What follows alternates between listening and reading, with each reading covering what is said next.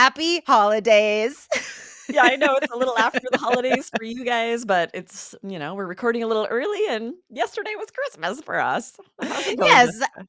as we're recording, we just had our holidays, but this episode comes out on my birthday. So, Happy birthday, Jessica. so many holidays. All right, guys. But we're not here to talk about that. We're here to talk about speaking part 3 today. Yes, this is good. We get a lot of questions about, of course, the speaking exam, but sort of the differences between parts 1, 2, and 3, which is a little sneak preview for the poll for today. If you guys are listening in Spotify, you're definitely going to want to fill out this poll. We'll let you know at the end of the episode what it is, but we have a question for you about the difference between part 1, 2, and 3.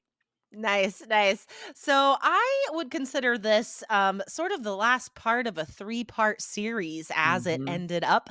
We did a great episode a little while ago, IELTS Energy 1343, speaking part 1, vocabulary for dithering. It's such a good episode. Yes. But we've done a few episodes about like how to organize our speaking answers. So that episode was about how to organize a speaking part 1 answer.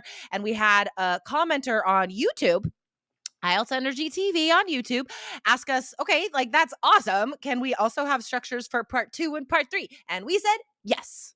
Yes. Yeah. And guys, if you missed any of those episodes, you might not be following. Be sure to hit follow. We had another amazing episode just a few days ago about true, false, not given, and yes, no, not given on Mhm. IELTS reading Mhm. 1345. So scroll up if you missed that one. It had really good strategies for the reading exam. Hit follow so you don't miss any of these great episodes.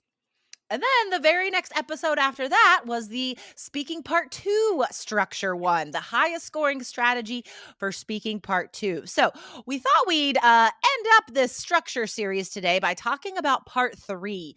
But first of all, can we announce a recent poll, Aubrey? Because I found these Yes. results pretty interesting. This was interesting. We love checking your answers in these polls in Spotify. And a recent one was, how many days are you planning to prepare for IELTS? We had a lot of students respond to this one. We had 18% said 15 days they were going to prepare. Oh, that's quick. 35% said 30 days. Yeah, All right. 15 days is really quick. Quite a few of you are just spending 15 days. Yeah. But the largest by far was people are preparing for IELTS for 60 or more days. So that was 46% said that. So that makes sense to me because IELTS is Mhm. a huge job, guys. So you need to be preparing for at least 30 days, we usually say. And 60 days is also just fantastic as a Yes. time frame. Ideally, right? But that episode, if Yeah. you missed it, was actually about, what can you do if you only have 15 days? So we shared a study plan with what to focus on. So it looks like quite a few of you found that really useful because sometimes all you have is 15 days.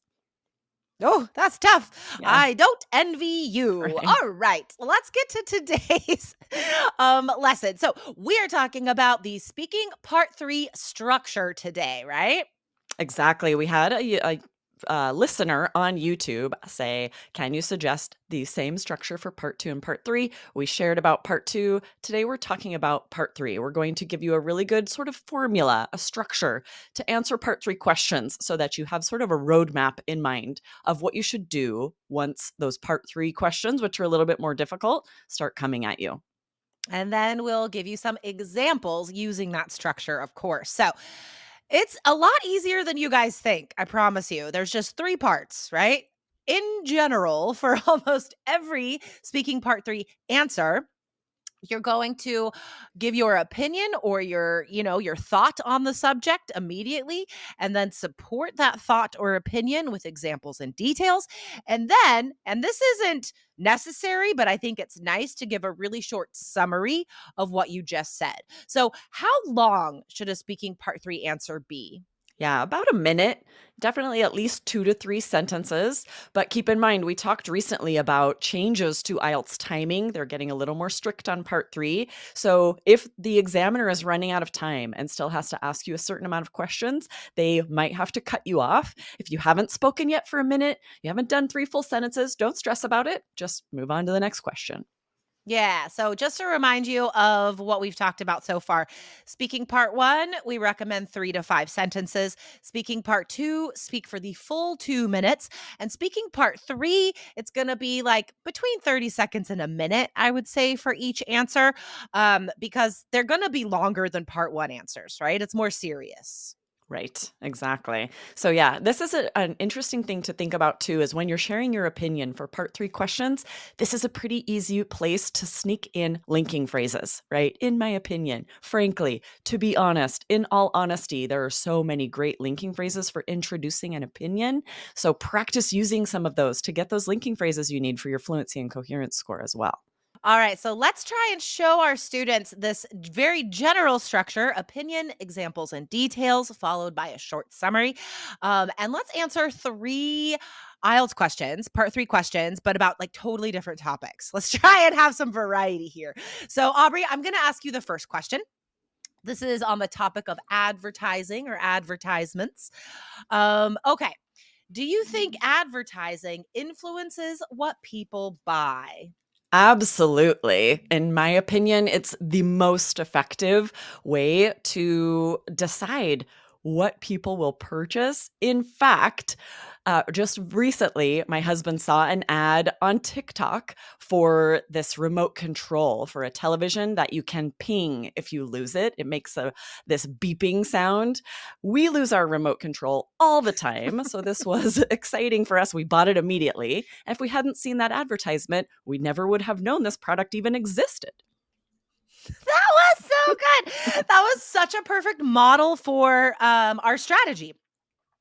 So you started right away with the impressive intonation and vocab. Absolutely. That was so good. And then, in my opinion, and then you introduced that really awesome example, personal example, but presented in a formal way, right? In fact, you just saw that advertisement on TikTok. That was so awesome. And then just a really natural, easy, short summary at the end. Like, if we hadn't seen that, we wouldn't have known to buy it, right? So that was Aubrey. Just perfect, perfect. Well, thank you, Jessica. You're welcome, everyone out there listening. Oh, so All good. Okay, right, I I have want a to try question one. for you. Okay, Ready? okay. How can children benefit from learning about art? Oh my gosh. A better question would be, how can they not benefit? Okay, I jest, but seriously, I don't understand how anyone could think that art is not beneficial to children of all ages. It does not matter if they are going to pursue art as a career in the future or not. Per- Learning about art, having art education in elementary schools, middle schools, high schools, it encourages creativity and problem solving, complex thought in our students. And that's what we need to have in order to have a productive society in the future. People that participate in society in a thoughtful and creative way. And also, have innovative solutions to problems at work and in their personal lives. So I think, surprisingly, that's the benefit, is having productive members of society, not so much about the art itself. Nice. Ooh, fantastic answer.